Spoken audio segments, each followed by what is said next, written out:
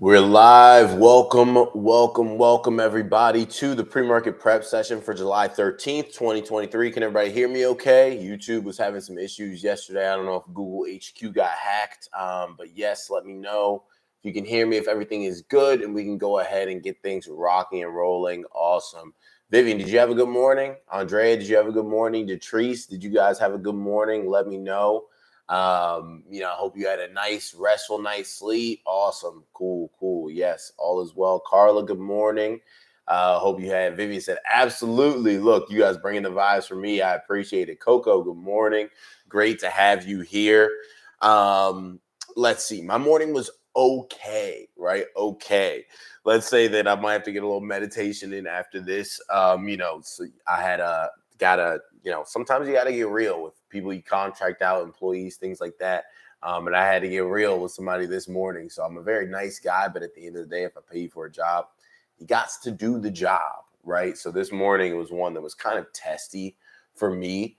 And I feel like that's one thing where every morning isn't rosy. Like I feel like I hop on here all the time and I'm like, hey, let's crush our goals, right? But everybody has mornings where it's like, all right, this morning, you come in kind of ticked off. But it's important to bring that in, rein that in. And I'm kind of saying this because it's real, right? It's what I have going on. And I want you guys to be aware of that because, not every day is it a day to, where you're like, oh, where your mindset is just good. So you have to make sure that you reel that back in. You're aware of that. Do what you need to do to get in that mode to take advantage of opportunity, right? So I'm speaking from, an area of experience. And I know everybody has busy mornings, crappy mornings. If you're a supervisor, you might have to chew somebody out. If you're a parent, you might have to get over, or handle something that your kids did. I know my parents had to handle a fair share of things for me. I went to school an hour away from where we lived, over an hour. So I might leave cleats or leave my violin or something like that and have to deal with that first thing in the morning. So we have stuff that hits the fan, and it's very annoying, but we make it work. Recognize where you're at, what you need to do to get back, and then go ahead and execute, right? Because at the end of the day, nothing worth standing in between you and the opportunity to make that money, right? So, Vivian, I appreciate it. Loving the vibes of your new environment. You are a person of integrity and always hold us accountable. Look, I appreciate it, and I expect you guys to do the same for me.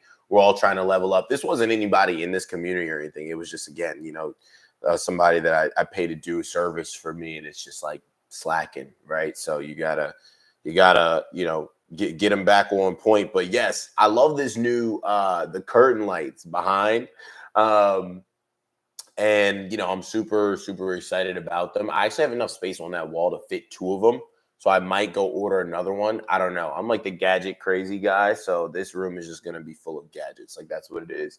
This is my office is gonna be Gadget City.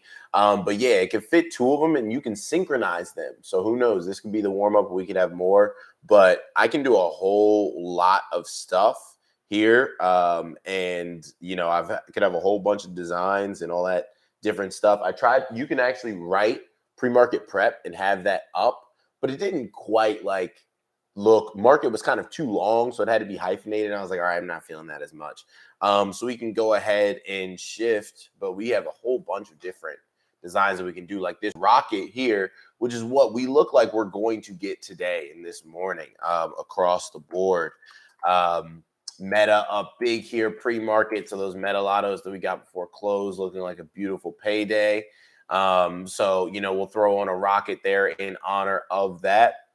But before we get moving, rocking, and rolling, as always, make sure you're throwing that one in the chat, signifying your intention. And Vivian said, love it. Yeah, I love it too. We'll see, right? It'll probably run the electric bill through the roof. But at the end of the day, if it provides nice, fun entertainment, and I don't have them on all day, it's only during this thing, but, they provide me with tons of fun. And hopefully it can add another dynamic for you guys too during this session, just so it's not me getting on and yelling into a camera for 30 minutes, right?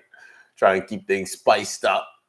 Now let's see what we got in terms of news here. So we're talking turning point. Give me the news. Load up computer. There we go. Okay, so top news and our top story, turning point question mark. Economists and analysts are clearly divided about the latest inflation report card, but the market seems to think otherwise. The consumer price index dropped to 3% year over year in June, down from 4% headline rate in May, while core inflation, which excludes volatile food and energy prices, only grew by 0.2% month over month after climbing by 0.4% or more for the past 6 months. Following the data release, the S&P 500 and NASDAQ ended Wednesday's session higher and at their highest levels in over a year as optimism builds about a soft landing for the U.S. economy. This was, again, positive sentiment that built up the day before we got the CPI data. We got the hourly downtrend break the day before. That was something that we talked about in our analysis. SPY calls are the position to take.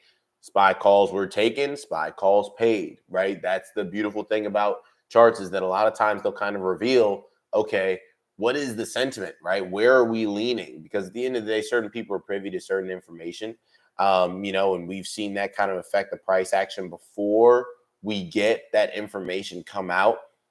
So SPY had broken that hourly downtrend. Once we got the good CPI news, then it rocketed even higher. So again, number one, be in the right community. Number two, have the right mindset. Number three, learn how to read the charts. Those three things will take you where you want to go when it comes to trading, investing, etc. Right? The reason why community is so important is because of a thing Vivian mentioned earlier, talking about accountability. Right? Accountability is huge. Just as long as if you don't mind me using you as an example, Vivian. Vivian was up huge on a trade that we had. She's like, hey, got all this profit. Should I take this profit? And I'm like, yes, take that profit.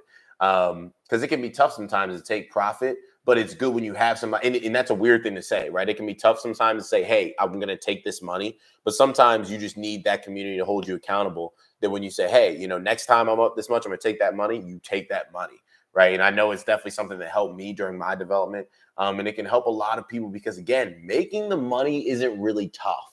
It's keeping the money, right? And locking the money down, not putting it back out into the environment as soon as you get it, right? That is the hard part about trading. So throw a 3 in the chat if you understand that. That's something that I feel like a lot of people don't get from the get-go. They're like, oh, I just need to enter a good trade. That is the easiest part, really, of trading altogether. That is most definitely the easiest part. The hardest part is, where do I get out? Where do I take profit? How long do I sit on this money? Do I take my profits and immediately turn around and throw them back out into the market? All of that is what ends up being the hardest part of trading. But we got good look on the charts, good CPI numbers, SPY pushing up, right? And it's looking good again here pre-market. Now, getting back into this story, the good, quote, the roots of a further decline in the rate of inflation are well established and should support a continuation of the bull market in stocks, wrote investing group leader Lawrence Fuller. Quote, while the core rate remains well above target, the roots of its decline are staring us in the face. The inflation hawks will do their best to find components of the price index that are not falling in line with the overall rate, but they will come up empty-handed. The bad, quote, though positive, the CPI report isn't expected to change the outcome at the Federal Reserve's 25 to 26 meeting, said Seeking Alpha analyst Justin Purohit. Quote, by moving forward with continued increases, the Fed risks overshooting key components whose deceleration is expected to increase in the back half of the year. With these considerations in mind, I believe the Fed is on track for a policy mistake. So this is really just different analysts kind of voicing their differing opinions. We've got a lot of different people that talk, a lot of different people that, kind of throw their 2 cents in. And it can end up being kind of a battle. I wonder if there's any type of I think we have a little aircraft battle thing. Oh, yeah, there we go. It ends up being kind of a battle between differing opinions and really a battle between the Fed and inflation. PCE is the Fed's preferred mode of inflation, preferred measure of inflation, not CPI. But the market, just overall seems to care more about CPI than PCE. That's just something that we've seen over the past really year and a half. So we are, kind of putting a lot of stock in CPI, but I don't even think right now that inflation data is directly connected to how we think about what the Fed is going to do. I feel like we've accepted that the Fed is going to increase rates. They said they were going to do it at least 2 more times this year, but The big thing is just that, like, I feel like it's the sentiment again of seeing inflation going down that causes markets to go up, regardless of what the effect is on what the Fed is going to do. I don't think at this point people really care what the Fed is going to do. Inflation is going lower. That's all people care about. Stocks are going up. That's all people care about. Humans are emotional beings. They don't even need to necessarily see something and that something result in an action that will actually benefit them.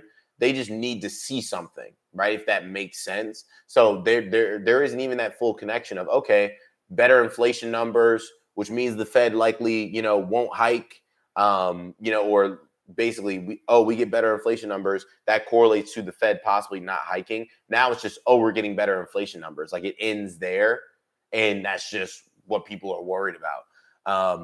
Now, in terms of this, analysts outlook, it's valid, saying like, hey, the Fed might overshoot. I'd rather overshoot than undershoot, and inflation shoot right back up. So I think that Powell is out here to really prove a point, and I don't think he's taking it lightly. I think he knows he messed up by calling inflation. You remember, there are two in the chat if you remember when inflation was transitory, right? The two in the chat is for the bunny ears that make up the faux transitory state of inflation. I think he knows he messed up there, and he messed up big time, and he's trying to kind of execute some form of recompense. Like, he's trying to, kind of get it back because he knows he messed up there. So this time he's making sure that he fully takes care of things, which I'm not mad at. Do it while things are happening, right? It's like when, you have to get surgery or you have to do this and they're like, hey, we have to do this surgery and that surgery. Do both at once, right? Just get it all out of the way. When you go to the dentist, like, oh, we got to do this, that, and the third. You want to make different appointments? No, man, get it all out of the way right now, right? That's how I feel about inflation, and probably a lot of people too. Get it done, because what we don't want to do is get back into this thing where instead of having a year or 2 years of high interest rates, we have 5 years, right? Now, the ugly quote on the surface, the easy part of the inflation cycle appears to have been completed. The core measure of inflation is undoubtedly better than where they were, but the Fed isn't likely to take much comfort in 1 month of better data, added Mott Capital Management. Quote, core goods and services are still relatively high, even after modest improvement. It will put into question the fantasy the stock market has had now for some time that inflation is just going to vanish and melt away.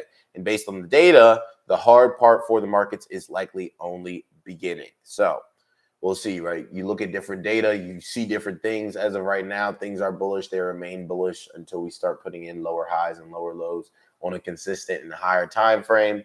We remain bullish, right? So at that point, we go ahead, we switch it back to the rocket. Now, in terms of media news here, double strike. Hollywood is gearing up for the first double strike of writers and actors since 1960 after contract negotiations between a union representing 160K actors and major studios failed. Actors are now set to join writers who have already been on the picket lines for more than 2 months. The SAG-AFTRA voted to recommend a strike, and its national board will make the final decision today. Quote, after more than 4 weeks of bargaining, the Alliance of Motion Picture and Television Producers remains unwilling to offer a fair deal, said the SAG-AFTRA. I guess that's the name of the organization, SAG-AFTRA. AMPTP, they have way too many acronyms in this segment here. AMPTP represents major studios and streamers, including Apple, Disney, and Netflix. Netflix also has their earnings coming up. So again, when we talk about earnings, a lot of times what you can see is a company kind of running up to earnings. So you could look for that possibly on Netflix. Again, you need to make sure that you're taking into account the charts, what the charts are saying, right? Saying what's likely to happen. But Netflix, I mean, it definitely, depending on what it gets from, this earnings, Netflix can definitely push and really explode. So we'll keep Netflix, our eye on Netflix, but we've got a large daily bull flag on Netflix right now, with breakout at 448.65. So if Netflix closes above 448.65 on the daily, I like it to really explode. So that means that depending on what they get in terms of earnings, they can really, really push. I believe this is the first earnings as well that Netflix is having where they've been charging for the new, the new tier. And they also kind of took away that password sharing, right? They like kind of did away with the whole password sharing thing. So this might end up being something that's pretty good for Netflix, right? So we've got what, an astronaut here. Boom. I'd say that very loosely looks like an astronaut. I cannot lie. Maybe he's flying through space, but that could be Netflix, right? We've got this nice daily bull flag on Netflix. It's looking good. Do we break hourly downtrend yesterday? We might have. Let me see here. Yeah, broke the hourly downtrend yesterday. So Netflix, definitely something to keep an eye on. We'll likely test that 448.65 level today. If we can get some bullish sentiment to push there, we're not far away. We're at like 447 now, basically $2 away. Definitely keep an eye on Netflix, right? Put your alert there. Because again, the fundamentals again with earnings, it's a complete crapshoot, right? You can't put too much stock in it. Don't place any bets where you aren't willing to lose. But overall, Netflix, something that's very intriguing, right? Because again, they're kind of set up where I did see some news about, them maybe struggling with the viewership with the content that they have on now. That's why if you've noticed, they've been breaking things up. Like a very popular show on Netflix is The Witcher. They broke that into 2 seasons. I was reading an article about how now they're breaking a lot of their most popular shows into 2 seasons. Like they have some that debuts here and then some that debuts a few weeks later. And they do that in order to maintain viewership instead of having a bunch of viewership at once and then it all drops off. So it's smart. But overall, like I'm feeling bullish heading into Netflix's earnings. Like this isn't, I haven't done any extensive research, but this is just based off of, the fact that they've implemented that password sharing crackdown and it's worked. They're making people, kind of pay and people are paying. So at the end of the day, people are real big talk, but when you take away their entertainment, they're going to pay for their entertainment. So I'm going to go ahead and set an alert here. Nice Netflix testing daily breakout. Look at calls. And again, that level 448.65. So if we have Netflix that's rocketing here and you see, all your favorite Netflix TV characters in astronaut suits because the stock has gone astronomically high, right? Gone parabolic. You'll remember this session that we had here. So they report on 7/19. So next week, if you don't want to hold through earnings, of course, you can just play the run up to earnings. This is also, a big thing too. Play the run up to earnings. That way you don't have to worry about swinging through that very, very volatile time period. Now, in terms of media here, more time. It's not easy for Bob Iger to retire. He'll remain at the helm of Disney for 2 years longer than planned after the company extended the CEO's employment contract to December of 2026. Throw a 4 in the chat if you heard us report a story about Bob Iger returning as the CEO of Disney. This dude they won't leave him alone. Disney will not leave him alone. And he is a great CEO, so I get it. But it's like Howard Schultz in Starbucks and then Bob Iger in Disney. Disney will not let Bob Iger go. This man just wants to retire and live his life. And every few months, they're like, hey, can you come back as CEO? Can you come back as CEO? Let's see here. So Iger has delayed many succession decisions in the past, but ultimately extended his tenure and took investors by surprise when he returned to Disney last year to replace Bob Chapek. So they put a new CEO in place. He didn't work out, and they brought the old CEO back, which isn't foreign, but just like for a CEO that never really left, it's like, man, at this point, just stay, right? Current chairman Mark Parker said that the new contract extension would give Disney ample time to position a new CEO for long-term success. I'm sure, or maybe just ample time for them to do an AI brain map of Bob Iger's thought patterns and just create an AI version of him so that he can continue to run Disney forevermore. That seems like really what they'd be most interested in because, they're just so sold on Bob Iger. So everybody is full steam ahead on the Bob Iger bus, right? Do we have a bus going on in the background? Yeah, that's supposed to be a bus and some clouds. I can see it. Yeah, I'm loving this thing, guys. I'm loving this little thing. I'm like a kid in a candy store. All right. So in terms of regulation, new rules, the Security and Exchange Commission has adopted measures to reduce the risk of investor runs on money market funds, a $5.5 trillion industry during times of market stress. The SEC had passed rules to prevent such runs after financial markets spiraled in 2008 and 2020, but these efforts failed to stop investors fleeing these funds. The latest measures increase minimum liquidity requirements to provide a bigger buffer in the event of rapid redemptions, among other changes. Trade group SIFMA is cautious about the changes, given additional costs on shareholders, but is relieved that the SEC didn't implement swing pricing. So in terms of today's markets, we're mostly green across the board. Not shocking here. SPY did close above daily breakout yesterday, right? So SPY, what looked like it could be a double top. That's why it's so important to make sure you don't take sides. What was looking double toppy ended up being bull flaggy, and we fired that bull flag. So as long as we remain above 440, 430, we remain bullish here on SPY.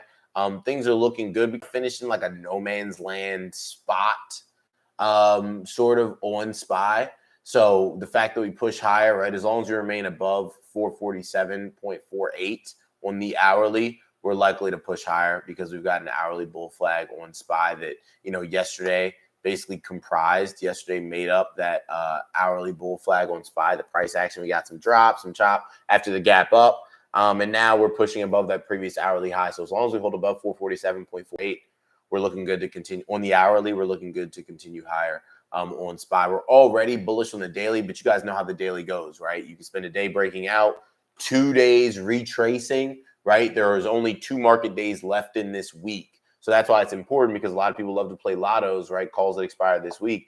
You can't play lottos if you're watching something on the daily and then that thing is not explicitly bullish on shorter time frames as well, right? Because waiting on something to happen on the daily could take multiple days, and you might not have multiple days. So it's just important, right, that you don't get caught slipping. Now, let's see here.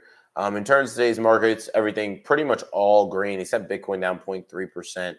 In terms of today's economic calendar, we have initial jobless claims data at 8:30 a.m. We got that data. So let's check that out. We also got PPI. So producer price index. We got PPI info as well. Oh, shoot. We see some news here about Amazon Prime Day.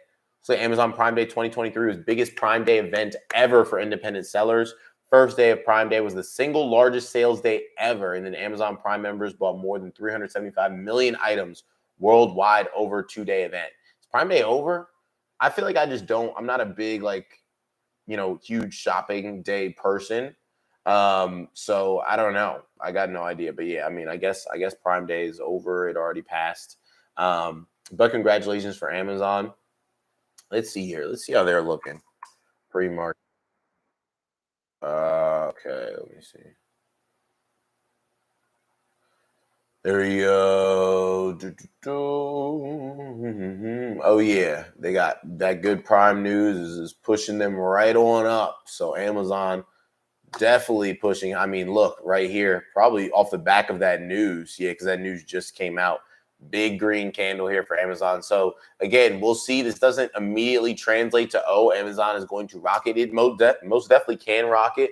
But remember that there are instances of sell the news. So just make sure that you're not kind of just immediately sold on this. Let's see how we, react at open on Amazon. But definitely good news there. I think we actually saw kind of news leaning toward that yesterday. Let me see here. I can't exactly find, but we saw something about, Amazon and Prime Day and how much was being spent already.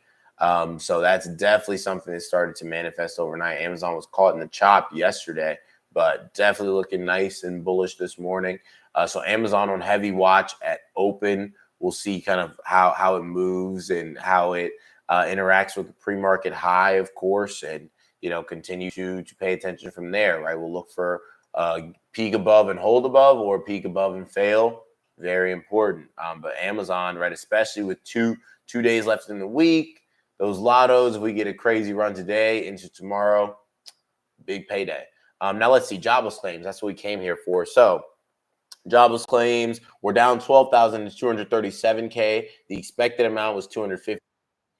So less jobless claims than expected is positive overall, but it's bearish for markets because you want more people saying that they're jobless in order for the Fed to not continue to increase interest rates. So, is this affecting price action right now? And then for PPI data,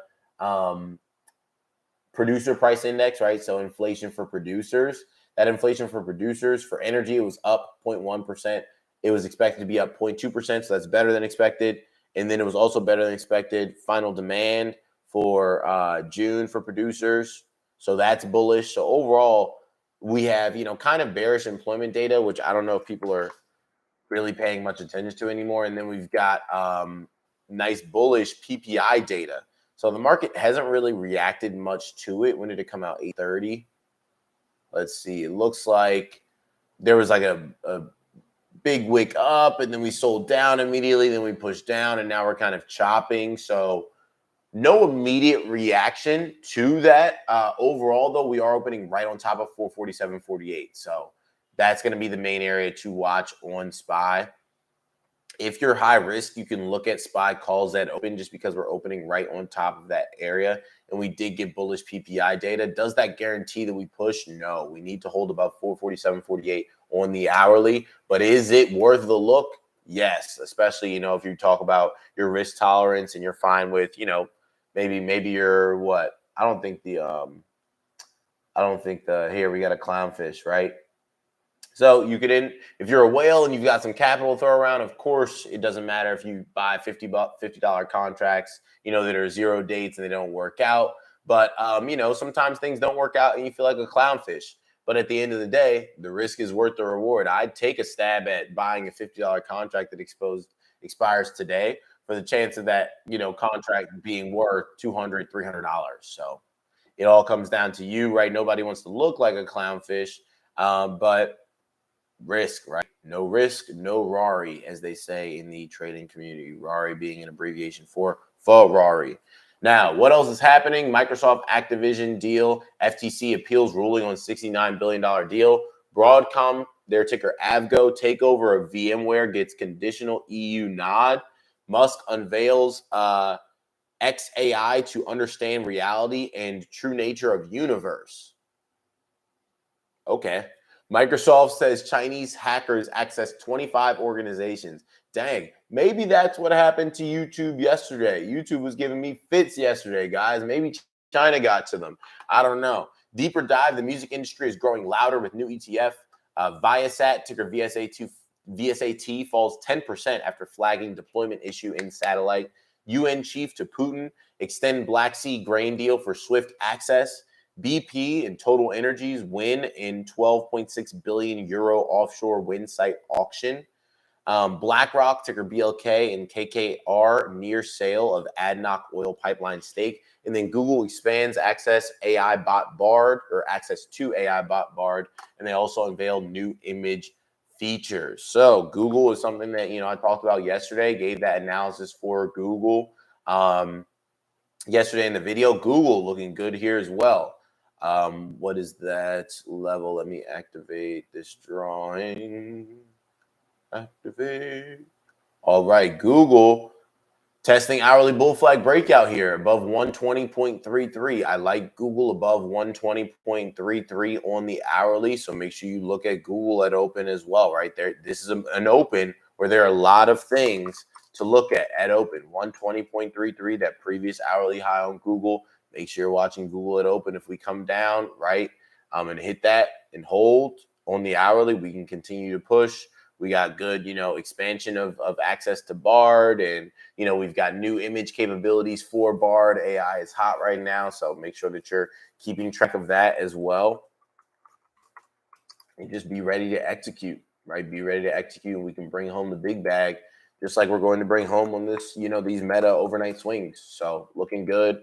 Meta, another one, right? Fired that hourly bull flag in the close yesterday. If Meta retraces 309, a perfect time for you to get into Meta calls if you aren't already into Meta calls, right? That will wrap us up, put a bow on it, and take us out for the pre-market prep session today on 7/13/2023. As always, if you enjoyed the content, show the account some love, like, share, save the post.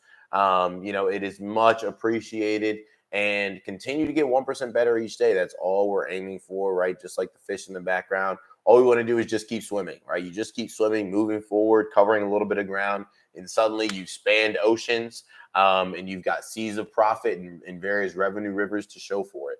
So make sure you have conviction and patience out there executing in markets today. I'll see you back here tomorrow morning for our next pre-market prep session. Have a good one.